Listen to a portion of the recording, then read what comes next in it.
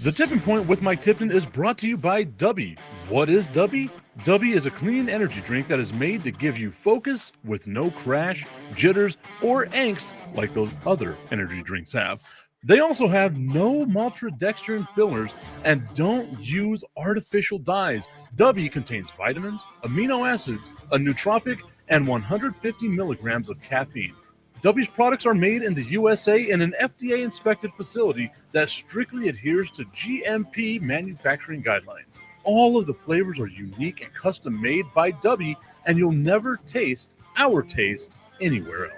The best part about it is they're affordable. W's drinks come out to about $1 per drink, much cheaper than Starbucks or any of those canned energy drinks. To learn more, visit w.gg.com/discount/MRTipton33 and place your order today. Use promo code MrTipton33 and save today. W Energy, be better. Are you a fellow car guy? I have a 2008 Ford Mustang GT convertible, and nothing makes me happier in that car than when it's nice and clean. And you know who helps me get there? RevAutoCarCare.com. They help me get that pony looking as nice and shiny and ready for any of the car meetups that are all around the great city of El Paso. Spoil your car and go to RevAutoCarCare.com/Tipton and view all the inventory they have and find out what works for you to help make your ride shine. RevAutoCarCare.com/Tipton. Use promo code Tipton33 at checkout to save 15%. We all know there's hundreds of betting sites out there, but don't be fooled. Some sites are legal in some states only. Some sites pay in Bitcoin, and some sites have even been hacked. BetUS, however,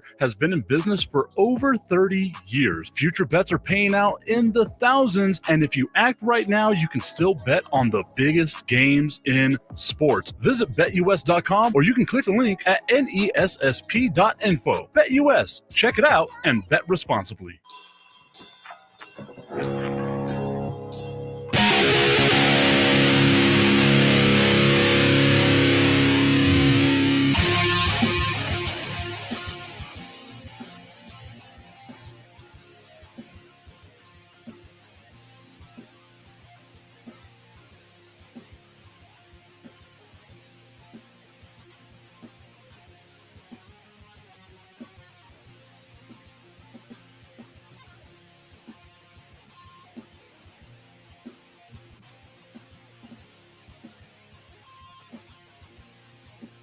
It is the Tipping Point with Mike Tipton. Mike Tipton hanging out with you here on a Monday morning. It is March 10th. We are live on YouTube, on Facebook, on Instagram now for the first time ever joining here on Instagram. And of course, we are live on Roku via National Streaming Sports. Download Roku, download National Streaming Sports. You can catch all kinds of amazing content over there with my friends over at National Streaming Sports.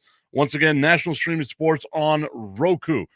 Want to give a shout out to our friends over at W Energy, W.GG. Use the promo code Tipton Sports. You're going to save yourself up to 10% on all of your energy drink needs. Guys, it doesn't get you all jittery. It doesn't make you feel like you're going to explode or anything like that. There's no super hard crash. All natural ingredients from our friends over at W Energy, W.GG. Use that promo code Tipton Sports. Okay. I dreaded going into this weekend. Absolutely dreaded it. Because I was thinking to myself, I've been talking a lot about basketball.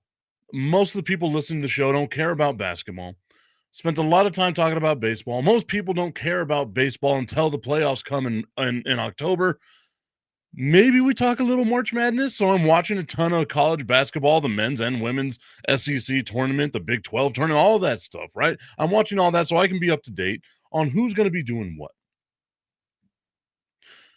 And then, as though God was hearing my prayers, and I'm not an overly religious individual, and this might be the time where I finally say, you know what? This is what it is that's going to make me believe. Geno Smith gets traded, and then a whirlwind of things just happen in the NFL. And it's like, oh, okay, well, now I've got something to talk about on Monday. Geno Smith being traded to the Las Vegas Raiders, to me, isn't a huge deal. I got my guy, Tommy Carranza, who's tuned in today. Tommy, I'm not too sure how this week is going to go since we're on spring break. I think 2 weeks of spring break, right? Wow.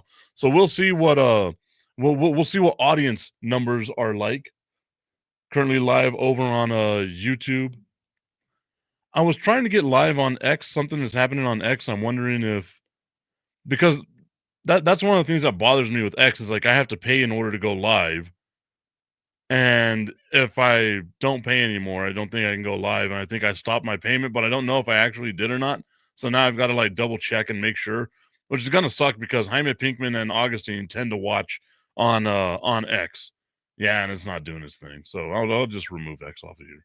No big deal. We're gonna have to find a way to tell Augustine and them. I guess I'll have to put up a post on X. I haven't been using X as much as I normally did back in the past. Okay.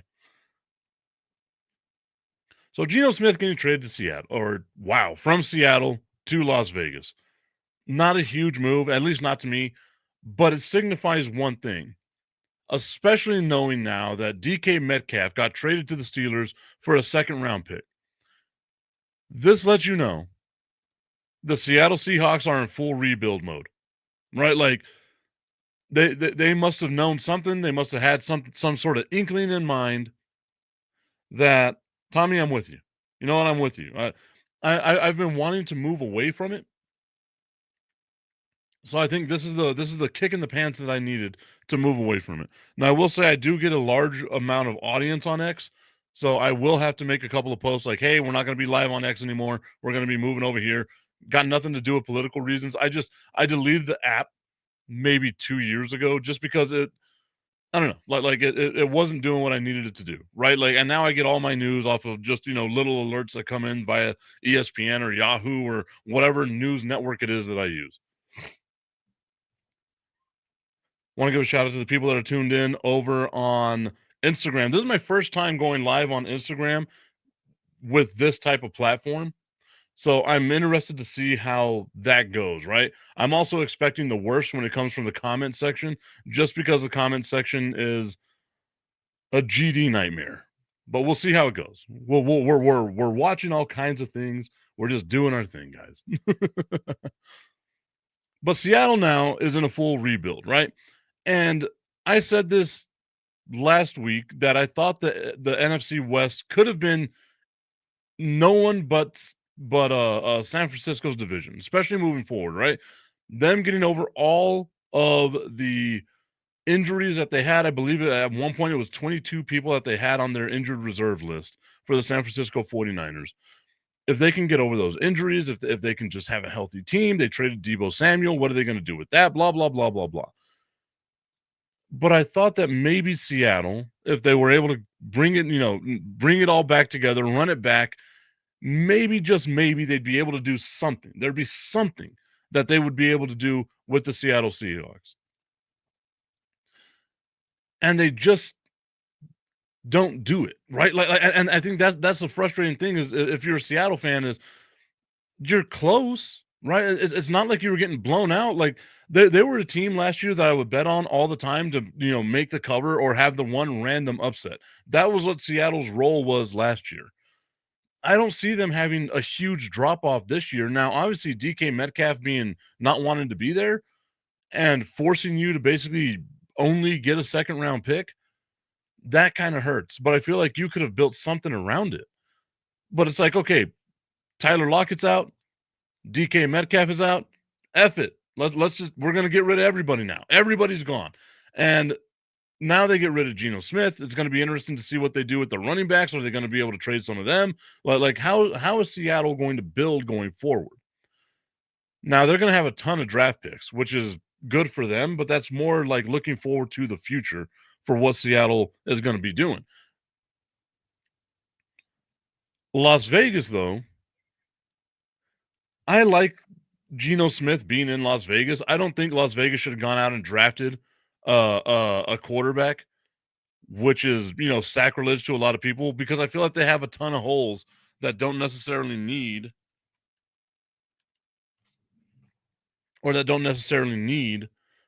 that position. But what it does is it solidifies to me that the Oakland Raiders are indeed going to draft Ashton Genty at number 6. Right now they get themselves a halfway decent running back, a rookie running back on a small contract. The only thing that I could see maybe, just maybe, maybe you want to help out Max Crosby. Maybe you go out with another defensive end. Like if you go get Jalen Walker, I'm not going to be mad, right? Like I feel like that's more than likely the way that it's going to go if you are um the Las Vegas Raiders.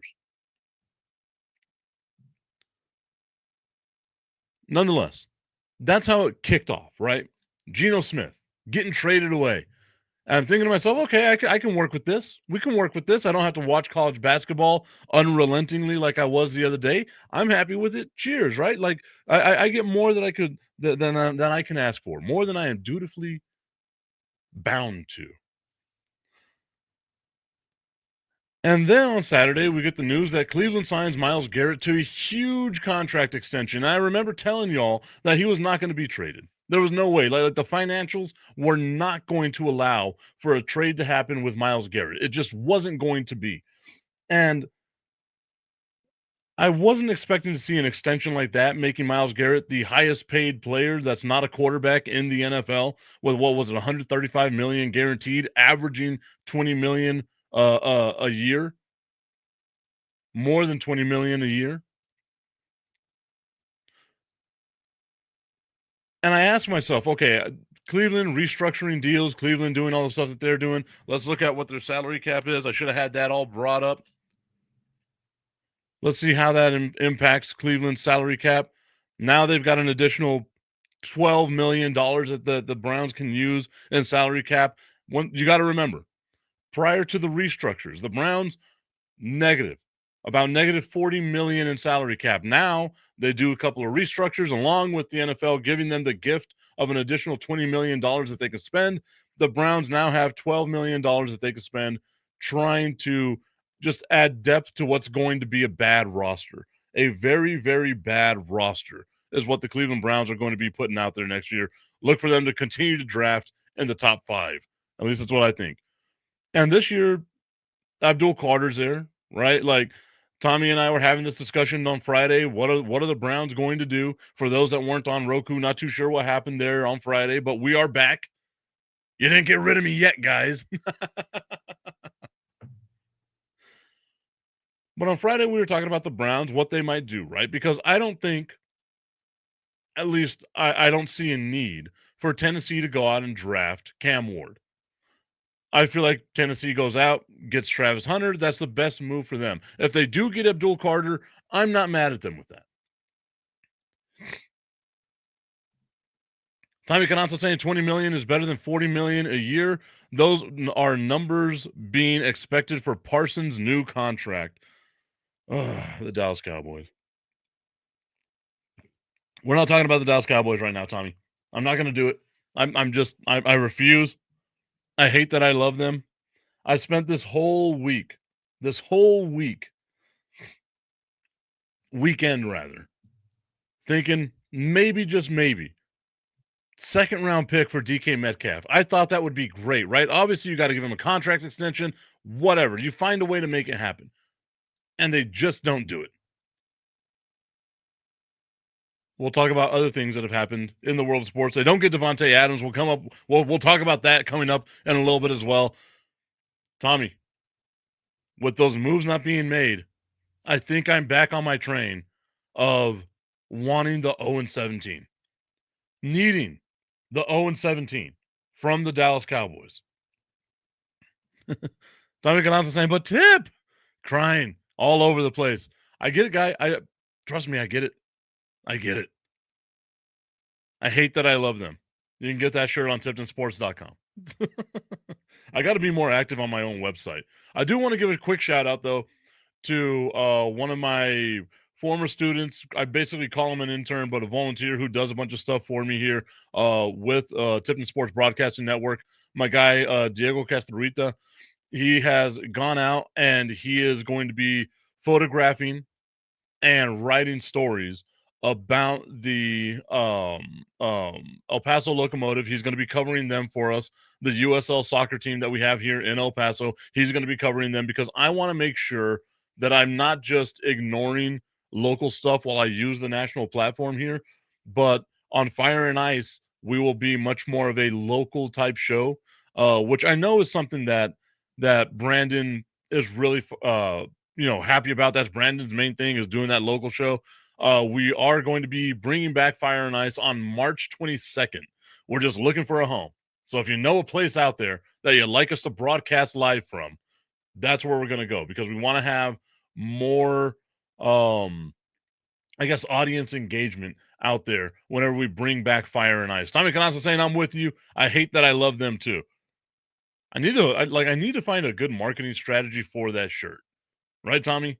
Like I've got to find a way to create like a commercial for the Tipton Sports Broadcasting Network shirts that we have out there, especially when it comes to the Dallas Cowboys or the football team in Dallas, because I can't say certain things because of licensing and things of that nature.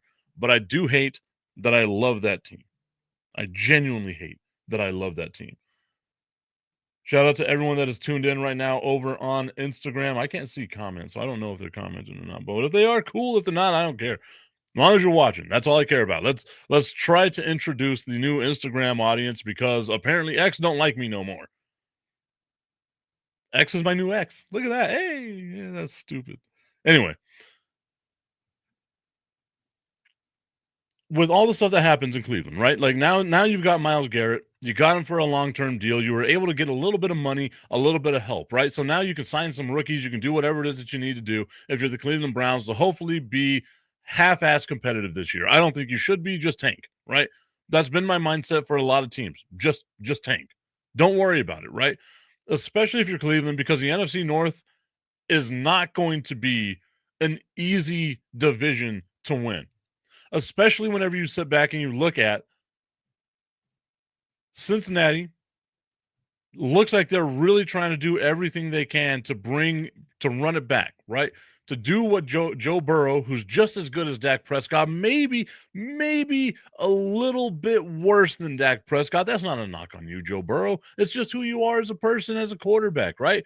Dak Prescott, Joe Burrow, almost a Spider-Man meme. Joe Burrow, not quite there yet. But Cincinnati inking T. Higgins to the non-exclusive franchise tag for the second straight year. That means they're going to pay him $26.2 million for the 2025 season, and they are looking to extend him for a long-term deal, right? Cincinnati also bringing back Mike Gesicki, bringing back Tanner Hudson, and addressing their offensive line, re-signing Cody Ford, and then their long snapper, Cal Adamatis. So they've been a little active in trying to make sure they keep their team together. We know that the injuries, that, whatever issues it might have been that surround Cincinnati, that team that lost a ton of games early in the season wasn't the team that they were expected to be. That wasn't the team that everyone thought the Cincinnati Bengals were going to be. And then you look at Baltimore, right? The cream of the crop in this division, where they got Derrick Henry, they've got Lamar Jackson, need a little bit of help in the wide receiver room.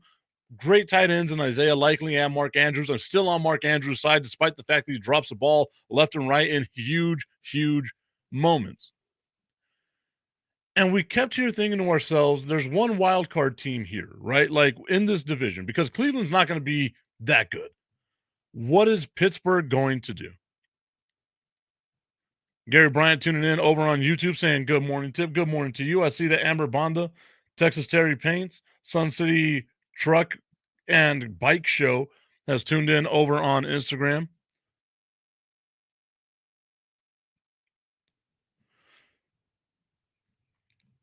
Tommy Canazza saying, and poof, just like that, all the guys I wanted on the Cowboys are gone. The dream scenario, it just fades away, flies away like a butterfly. It's gone. I hate that I love them. We're not going to talk about them right now, Tommy. We're not going to talk about them. Tommy and Gary sharing their pleasantries to one another. Good morning to you, Amber. Make sure if you are in the El Paso area, and even if you're not, because you have internet radio, you have the way to stream and do all those things, that you tune in to 96.3 K-Hey Country and support our friend Amber Bonda, who's been a supporter of what we do here, this random-ass show that it is that I do. KHey.com, I want to say, or KHeyCountry.com is what it is. Amber, I apologize, but I'm trying to get the national audience out here to tune in to El Paso's country leader. Okay, so I like what Pittsburgh did. And it hurts me because I hate the Pittsburgh Steelers, right? And the question comes up after they trade for DK Metcalf yesterday. They get him in a trade with the Seattle Seahawks for a second round pick and a late round pick swap. Metcalf is going to sign a 4-year, $132 million extension with the Pittsburgh Steelers. That, according to Tom Pasilio and Ian Rappaport. And the trade will not be official until the start of the new league year on Wednesday. I said this yesterday talking to my guys, James and Pat, that there was no way they were going to be able to, the Pittsburgh Steelers at least, there was no way that the Pittsburgh Steelers were going to be able to. Sorry, I can hear myself in the other room, which is cool that the people in the house are watching, but it's just very distracting that I can hear myself. It's a weird thing, guys. I don't like, it's going to sound weird to y'all. I don't like the sound of my own voice. I have a creepy, creepy voice. I apologize to anyone out there that has to listen to this. But I'm looking at what Pittsburgh has done, and I'm excited about what they have for their future if I'm a Pittsburgh Steelers fan. And I don't know if they're going to run it back with Russ or if they're going to maybe, just maybe, go after another free agent quarterback in Aaron Rodgers. And I feel like if it is Aaron Rodgers, then you've got to make sure that you have the whole team built around him. Now, I saw on ESPN, right? According to sources, Aaron Rodgers is going to be the number one guy for the Steelers to target as a quarterback. And I don't know if I want that. I think I just run it back with Russ. I don't see much of a difference in Russ and Aaron Rodgers at this exact moment, right? Like, Aaron Rodgers isn't going to be the dude that gets you over the hump. And Russ, as we've seen, the best deep ball thrower in the NFL. Now you allow George Pickens to just run the go route. DK Metcalf could be your other big, huge wide receiver, which really helps out their offense. I don't know if you need to go out and get Aaron Rodgers. It doesn't seem like a winning proposition to me. Amber Bonda, who is tuned in over on Instagram, saying, thoughts on people blaming Jerry Jones for the Cowboys sucking? I think that with, oh man, I don't want to talk about the Cowboys. Okay, so I'm going to do it. I'm going to do it. Gary Bryant over here saying they weren't going to the Cowboys because Jerry and Stephen Jones are still alive. Tommy Canasta saying, I don't know, maybe it's because I'm not old enough to have seen the Cowboys-Steelers rivalry in the 70s, but I don't hate the Steelers like that, LOL. Why any team would be interested in Aaron Rodgers is beyond me, and I agree with you on that, Tommy. Amber, the reason why everyone blames Jerry Jones is because they look at Jerry Jones as a meddling owner, right? He is what I believe to be the consummate micromanager. Imagine your boss always on your back, and we've all had a boss like that. Always on your back, always trying to be like, hey, this is how I want you to do those things, blah, blah, blah, blah, blah. Tommy saying everyone wants to talk Cowboys, Tip. I know. I don't, though. But you know what? I will placate to y'all. I will genuflect in your direction. Mea culpa. We will talk about the Dallas Cowboys as they continue to just be a dynamic crap show. Jerry Jones gets the blame because he's not just the owner. He's not just the guy writing the checks. He's also the guy that builds the roster, right? So if you have these bad contracts, it's on you, right? If you have a contract that has you so handcuffed, like Dak Prescott's contract has the Dallas Cowboys handcuffed, that's on you. If you have $90 million tied up in two guys, that's on you as both the owner and the general manager of the team because you built the roster, right? Spending that kind of money doesn't allow you to give depth to your team the way that it is.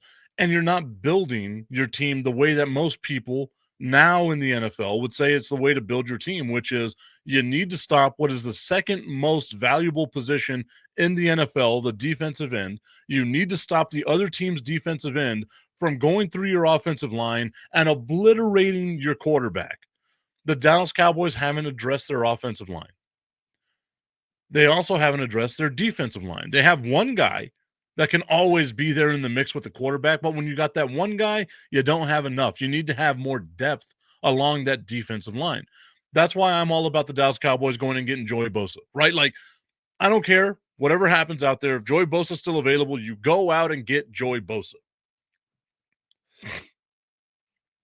Amber Bonda giving me the sweating emoji, like, oh no. Now I want to know what your opinion is, Amber. Are you going to blame coaching staff? Are you going to blame players? What is it that we are going to blame with the Dallas Cowboys? Gary Brown saying Steven is worse than Jerry. It's 100% Jerry's fault, Tommy Cananza says. He continues with, he's the only consistent in the past 30 years of misery. It hasn't been all miserable, has it? Has it? It hasn't been like completely, like they haven't won Super Bowls. I get that, but it hasn't been miserable. It's been pretty terrible. I'm not. I can't even. Me trying to do the whole like acting thing of like devil's advocate. If it hasn't been that bad, look, they're a turd sandwich. They're just not a soggy one, right? Like that's what the Dallas Cowboys are. They're still a turd sandwich, but at least they're not soggy. Right? Like, you got to look on the bright side. There I am, Mr. Optimistic. Right? Like, I hate that I love them. I genuinely hate that I love them. Gary Brand saying those two guys want to win, but they want to win in their old, antiquated way. Stubbornness is the death of this franchise. Tommy then going on to say he doesn't re-sign players when he should. He always takes it to the last day and still ends up giving the players everything they ask for plus more because he doesn't restructure the way that most teams do, right? Like Jerry's a weird guy and he wants you to play out the entirety of your contract. And I understand that, right? Because it's kind of protecting the team against what could be like a long-term injury, right? Like I give you a huge contract before your contract is up. There's a risk of you getting hurt. Now maybe my team is off without it, right? Amber Bonda saying, LOL, nicely said. Hey, I do what I got to do. I do what I got to do. Gary Bryant saying, Tommy Cananza, yep. The waiting around to sign guys is essentially them in a bidding war against themselves. I think that's the thing, right? Like when we talk about old antiquated ways of you signed a contract, you got to live up to your whole deal. In sports, you can't do that, right? Like you got to strike while the iron's hot. If a guy has one good season and he's willing to restructure his deal and re-sign a long-term deal with you, then you have to do it. But if a guy has 3 good seasons, now his value has just multiplied by 3, right? It's increased exponentially. And now you've got to try to sign him at the end of the deal where everyone has their deals ending, right? So now you got to sign not just him, but a whole bunch of other guys. Whereas you watch the 49ers, right? And I hate saying that, or you even watch the Pittsburgh Steelers. It's let's go out and get this one guy. We have this guy that we just signed to a long-term deal. Next year, we have this guy that we're going to sign to a long-term deal. The year before that, we have another guy that we signed to a long-term deal. So now everything is kind of staggered the way that it should be. That is how you build a championship contending team. It's not by waiting to the last minute. It's not by waiting to the last second to say, okay, now I want to negotiate with you. Now is the time that we can go ahead and do this. Why the Dallas Cowboys didn't try to sign Micah Parsons to an extension at the beginning of last year is beyond me, right? Because I feel like you had a little more wiggle room than what it is that you can do. This year, they got to try to sign him. I believe they're going to wind up signing him anyway. Next year, you're going to have more money than what you've had over the last decade because the Dallas Cowboys have been smart with, okay, we're going to let these longer term deals expire. We're going to sign guys to middle of the road contracts, aiming for 2026. I've been saying that for the last month and a half, it seems like, aiming for 2026. That's when I believe the Dallas Cowboys are going to make their big splashy moves, right? Like that's when I believe that the Dallas Cowboys are going to remove head from rear end and start spending money smarter. Because with the restructure of Dak's contract, and I really got to look this over, that's going to kind of hinder the $135 million the Dallas Cowboys were going to have, 145 million rather, sorry, that the Dallas Cowboys were going to have in free agency for 2025, right? Now you've got to sign or you just signed Odigizua, so that's going to kind of cut into it. You got to sign Micah Parsons, right? But I feel like you still have enough money that you can go out there and get Joey Bosa, help out that defensive line, and address your offensive line. As far as offensive weapons go, I like Rico Dowdle. I know a lot of people are not on my side with this, but I like Rico Dowdle. I feel like you can have a decent running game with Rico Dowdle and maybe Deuce Vaughn if he's ever not hurt, but Deuce Vaughn is always hurt. But maybe in the second round, you go out there and you get yourself a running back because that's kind of what you got to do. If you're the Dallas Cowboys, like, I don't know if you go out and get a guy in the first round as a running back, like if you stretch to get that guy, because the only first round running back is Ashton Genty, and he's more than likely not falling to 12. So at 44 right now, they have the Dallas Cowboys projected to draft Travion Henderson out of Ohio State. I'm good with that. I am beyond good with that. I think that's a great idea for the Dallas Cowboys. Tommy Cananza saying he doesn't want to set the market, but it backfires on him because of the last one who pays the player the most. Exactly, right? And we're seeing the way that the market continues to get reset, especially in the NFL, right? 2 weeks ago, Max Crosby winds up being, actually, it wasn't even 2 weeks. Hell, it was last week on Monday. Max Crosby winds up being the highest paid player in the NFL that's not a quarterback. Fast forward to Saturday, that distinction now belongs to Myles Garrett. So for 1 week, Max Crosby was the guy, right? Look at the people who have set the bar at being the number one paid guy at their position in the NFL. And it was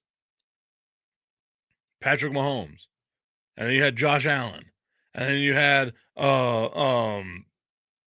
Dak Prescott get in there somehow, right? Then Joe Burrow. And then Dak Prescott sets it again. It's like, why is Dak Prescott, of all the people, being one of these guys that's getting paid this much money, right? Like, I can understand giving it to Jalen Hurts, as I see that Ashley Candelaria has tuned into the show. Ashley, earmuffs, because I don't want you to hear the compliment that I'm about to give the Philadelphia Eagles. I gave them another compliment earlier today, and I feel like I'm being way too damn complimentary of that team that I hate. I'm also this team that I hate that I love. I look at what the Eagles have done. You give that money to Jalen Hurts because he's a two-way player, right? Like, that's what your quarterback has to be able to do. He has to be able to scramble, at least get you some time. If he's going to be a statue, then he's got to be extremely accurate. Dak, not that accurate, especially on deep balls, right? Mireya Reyes saying defensive playmakers are setting the markets.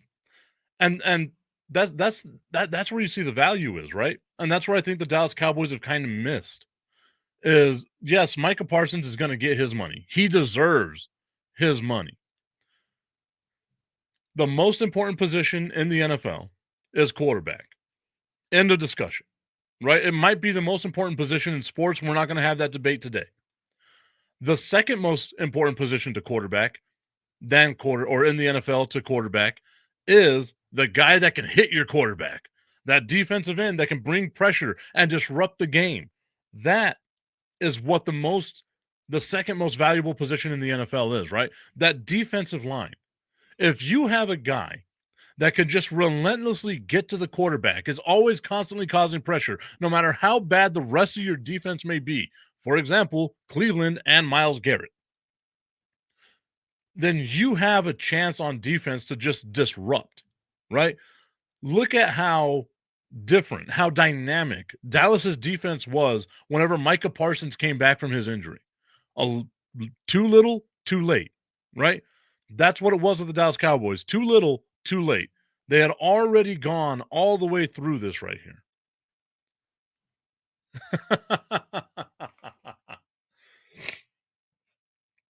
Maybe that's what I got to do, Tommy. Maybe I just sink in to I become what I've always not wanted to be, which is annoying Dallas Cowboys sports host guy. Is that what I do? Is that my new lane?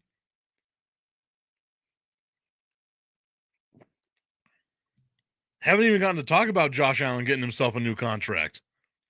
$300 million a year or $300 million to continue to lose to the to the Kansas City Chiefs. That's a bad contract, Buffalo. That really is. Oh man, I understand the extension. I understand keeping him. Maybe you know what? It's bad now. It's probably going to be a great contract towards the end of his contract. I just don't see Buffalo being better than Baltimore. I don't see Buffalo being better than Kansas City. We'll see. I don't see them if Cincinnati's healthy and Joe Burrow is playing as good as Dak Prescott is because they're basically the same guy. I don't see them being better than Cincinnati. Oh, I think I found a new lane for that one, Tommy. Dak Prescott, Joe Burrow being the same guy. If Joe Burrow makes it to a Super Bowl, since Joe Burrow has made it to a Super Bowl, that means Dak Prescott can make it to a Super Bowl because they're the exact same guy. They really are. Guys, I know you think I'm doing a thing. They're the same guy. Look at them on tape. Whenever they both have amazing offensive weapons, what they can do, and whenever they don't have amazing offensive weapons, what they can do. Dak has just hurt a lot more. Old soft ass Dak. I was about to call him Jack because my dog's in here. Tommy Kanata saying that's the market for you. Keep talking about the Dallas Cowboys. All right. I mean, we'll see. We'll see. I genuinely hate that I love that team. USA. That's what we got working for us right now. Speaking of things the Dallas Cowboys keep missing on, I swear to God, like this is what I needed, right? Like I just needed the vent session about the Dallas Cowboys and the swings and misses. To me, there's one thing. There's a huge difference. I love baseball, right? I'm going to use this baseball analogy. I remember watching a World Series game between the Houston Astros and I want to say, damn, whoever the Houston Astros lost to. I guess it had to be Boston. Wow.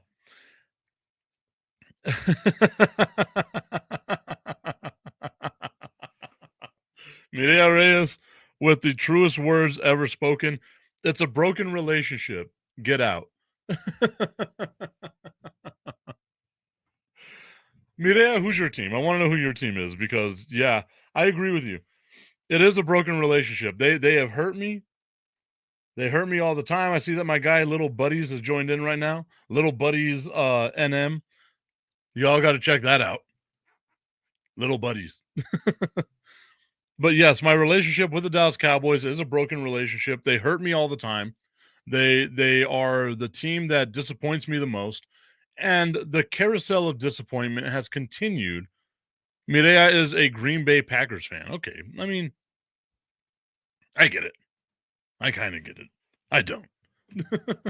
They've been much more successful in the last 30 years than the Dallas Cowboys. I will say that. As Tommy said earlier in the show, Super Bowl or bust, baby. And that's the Dallas Cowboys are one of the few teams that's the only thing with them. No matter how bad they are, Super Bowl or bust. It's always that way with the Dallas Cowboys. But on Friday, I let my optimism get to me. I'm a very optimistic individual. I know it doesn't seem like it at times. I know I seem like I'm very nihilistic. I am a very optimist person. And I thought to myself, okay, Davante Adams being released by the New York Jets, maybe, just maybe, there's a spot for the Dallas Cowboys to sign him. It's not going to take a whole bunch of money. It's not going to take, a huge contract to get Davante Adams. Maybe they can go out and do this. Maybe, just maybe, they can go out and do this. Our guy over at Little Buddies, Ryan, saying, this is our year, LOL, hashtag Cowboys Nation. I can genuinely say this is our year to go 0-17. Tommy, I'm off the bandwagon again. If they had gotten out and gotten Davante Adams, maybe, just maybe you got me, right? They did nothing. They've been stagnant. And this is the thing with the Dallas Cowboys I think bothers me the most, is that they're always so stagnant. You have the ability. You've generated enough in restructuring deals where now you can go out and spend some money. Right? They were very handcuffed in the salary cap. Now they have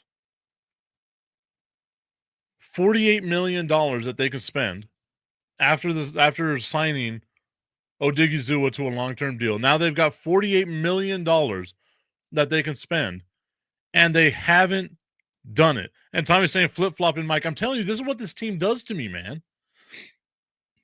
Why do I love this team? Bipolar ass Mike. I am. I've taken medication for it. Maybe that's what it is. Maybe if I stopped watching or loving the Dallas Cowboys, I wouldn't have to take medication for manic depressive bipolar 1 disorder, right? Like maybe that's what it is. Maybe it's the Dallas Cowboys that do this to me. I don't know if you all saw on Saturday Night Live, Shane Gillis with that medication commercial he had, right? Where it's like, you wouldn't know it, but just a couple of weeks ago, I was dealing with anxiety and depression until I spoke to my doctor about a couple of beers, right? I think that's what it is. It's a couple of beers. That's all I need to get through this with the Dallas Cowboys. A couple of beers. And as they say, the only side effect from a couple of beers is that you get drowsy. So you might want to talk to your doctor about a little bump.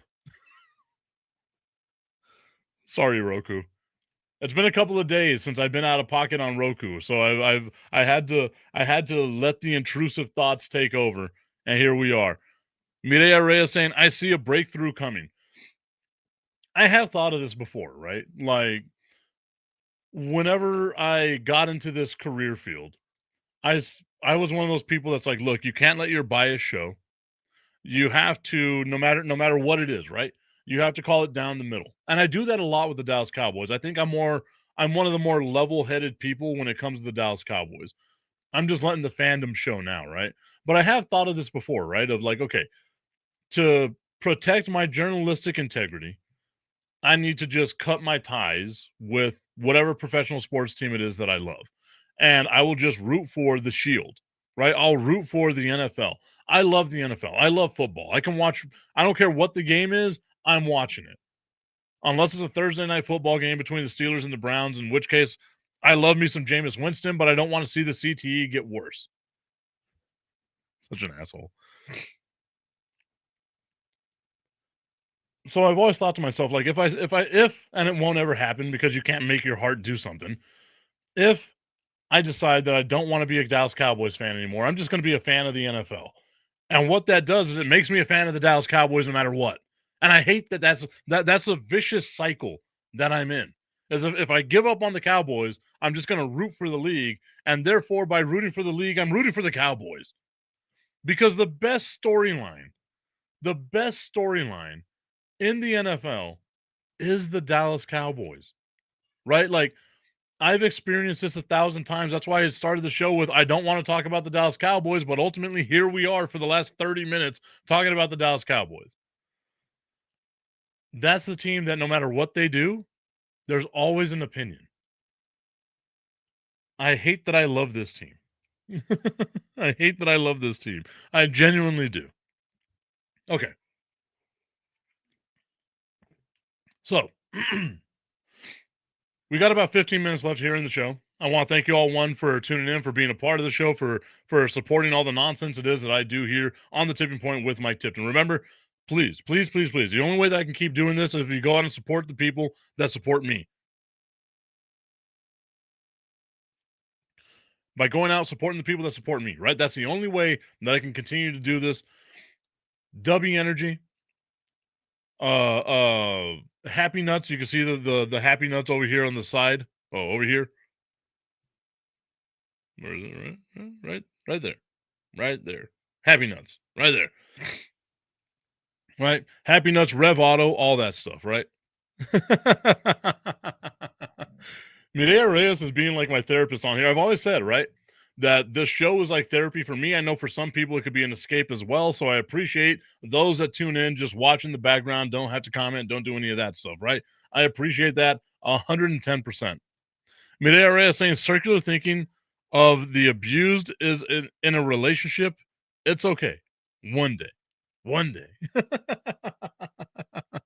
That's all it is, right? It's the vicious cycle that I've created for myself. Mireya, I can change them. Hold on. I'm going to have to cut this clip up. So we'll do that. I'm going to have to cut this clip up. Here we go. Getting into acting mode. The Dallas Cowboys are, without a shadow of a doubt, my most toxic relationship.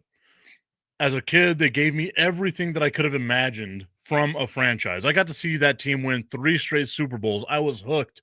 I was hooked watching Emmitt Smith gallop down the middle of the field, trucking people left and right. Troy Aikman being the quarterback that was, such a good-looking dude. Pinpoint accuracy, Michael Irvin, the storylines that surrounded the Dallas Cowboys, that early run of success. I got to witness all 3 of those Super Bowls, and they had me hooked in. And ever since then, it's been disappointment after disappointment, and they've done enough. They've done enough where it's kept me in, right? The years with Tony Romo, watching the way that man loved that team, it made it feel like they were loving me back.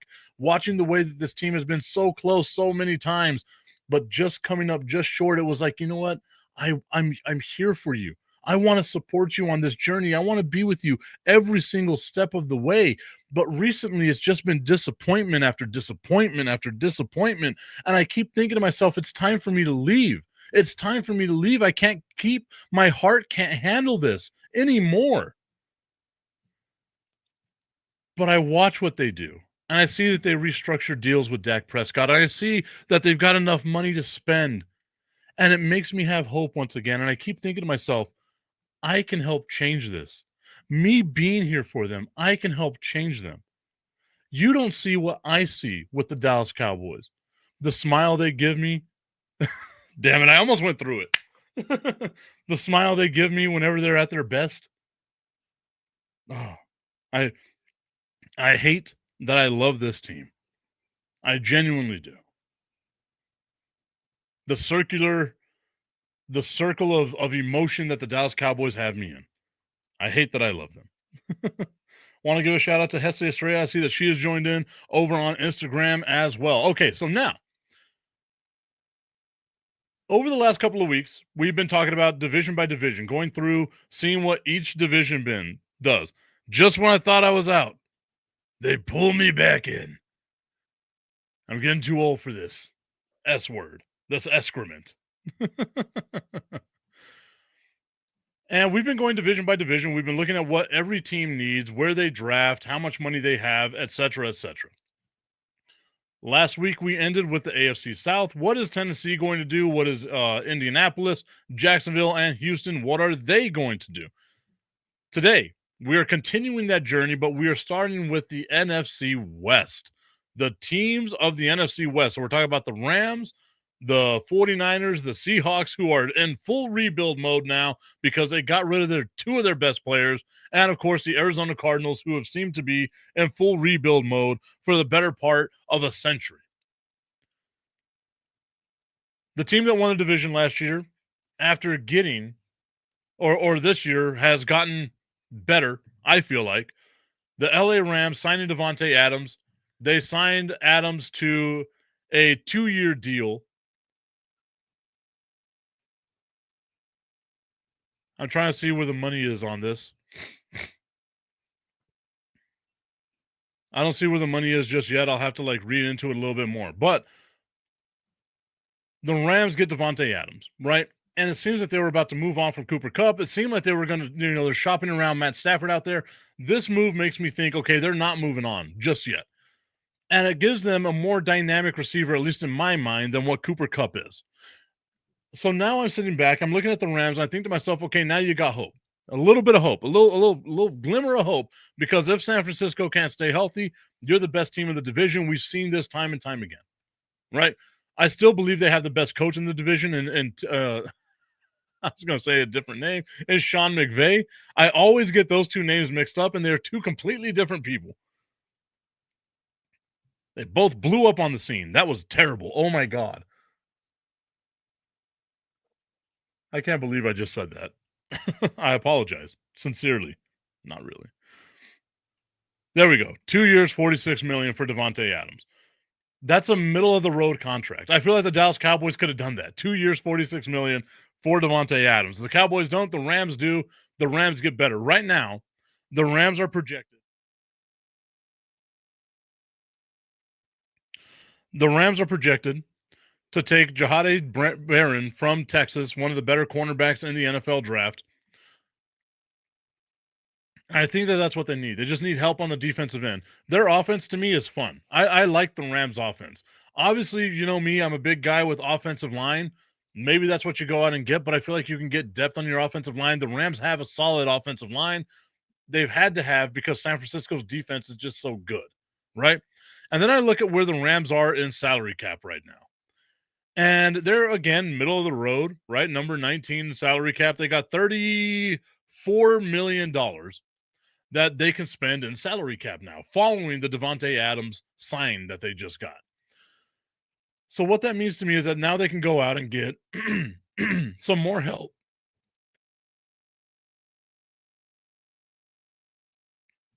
On the struggle bus, guys. On the struggle bus. Ever since I came back from Mexico, can't seem to get rid of all the phlegm. That's a lie. I've always had phlegm.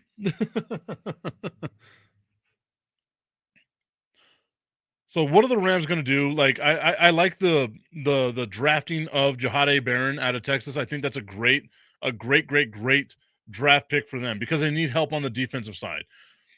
The one thing that really helps them out is that there is no great team in that division in the NFC West at all, right? I thought Seattle would be able to make a run. Seattle has shown us they don't want to do it anymore. Seattle's ready to just go ahead and move the hell on, go somewhere else, and whatever it is that they're doing. Arizona is going to be Arizona. Arizona is not great. San Francisco, I think, is going to be better, but they're not going to be great, right? The next best team in this division, drafting number 18, was the Seattle Seahawks. They have right now drafting Josh Simmons. I need to do something, man. Like, even that doesn't work. So this is going to be, again, showing you the inner workings of who I am as an individual. Whenever I was in the Air Force, I had to get a surgery that kind of like got rid of a couple of things here in my nose. And ever since then, I've had just a constant nosebleed into the back of my throat. I have what my doctor has said is the largest set of tonsils. You thought I was going to say something else. The largest set of tonsils that they have ever seen. And what happens is that blood drips into the back of my throat and it just like collects there like a pool. So it's not necessarily even phlegm. It's like mucus mixed with blood. And every now and then it just becomes too much and I got to like get rid of it somehow. But each time I do, it is an absolute nightmare. And I mean, I'm talking about, and again, y'all don't need to know this, but I'm talking about like chunks of just blood coagulated with, mucus that's like the size of my thumb coming out of my throat. Yet they tell me there's nothing wrong all the time.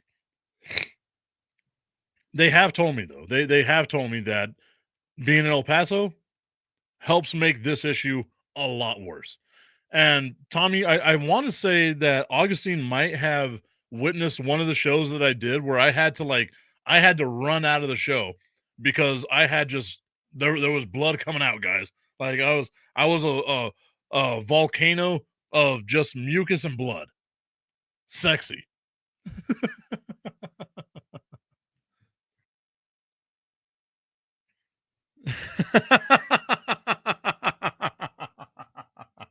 Tommy's saying, you know what? Forget about it. Forget I asked. Let's get back to the football. Yeah. The Seattle Seahawks drafting number 18. They have right now Josh Simmons, offensive tackle out of Ohio State, as who they're going to draft. That's what they got to do, man. You gave up on Geno Smith. You gave up on DK Metcalf. You don't have Tyler Lockett anymore. Your team, despite the fact that you have $67 million in available cap space right now, you're number 5 in the NFL and available cap space right now, you have embraced the rebuild, and I am with it. You have to know who you are, and I feel like Seattle knows who they are at this exact moment. They are not going to be a good team. Draft offensive line help because that's where you build from, and you go on your merry little way. Drafting number 16 out of that is the second worst team in the division, the Arizona Cardinals. They have Kenneth Grant, a defensive lineman that they are going to be projected to draft.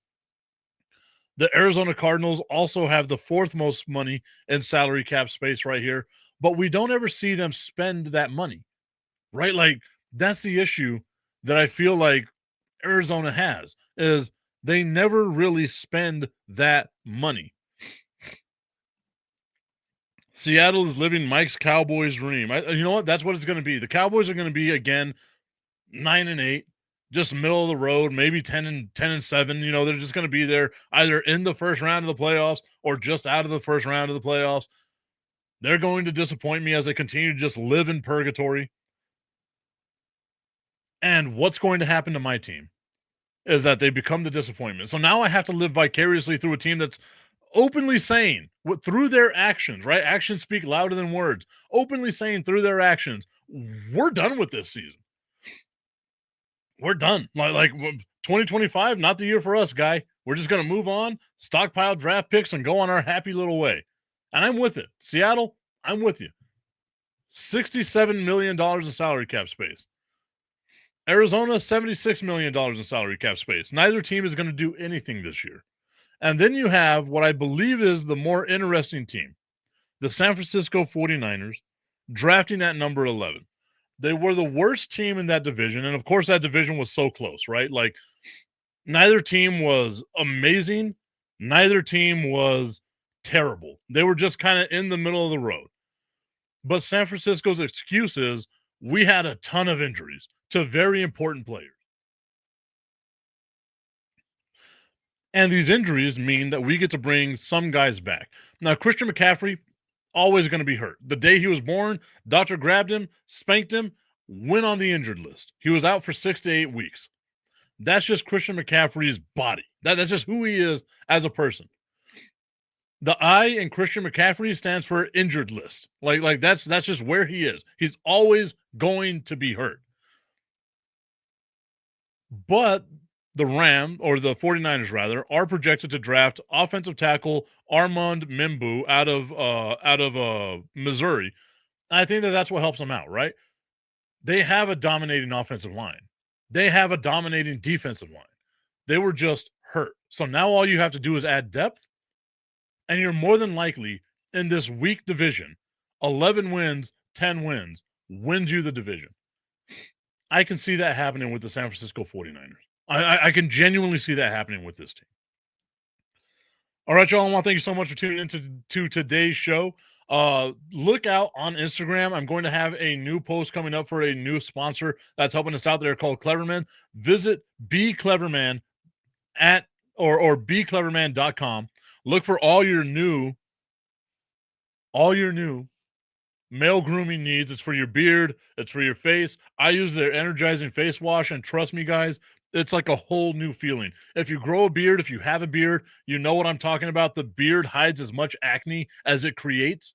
So what you got to do is get in there and wash real good. Every now and then, the fingers don't do enough. And what they did is they gave me a face scrub brush, and you can tell by how nice and sexy I look today that the face scrub brush is working fantastically. BeCleverman.com or visit them at ClevermanNY on Instagram. We'll catch you all later. We'll see you tomorrow. Maybe we'll talk some more about the Dallas Cowboys, because why the hell not? I hate that I love them.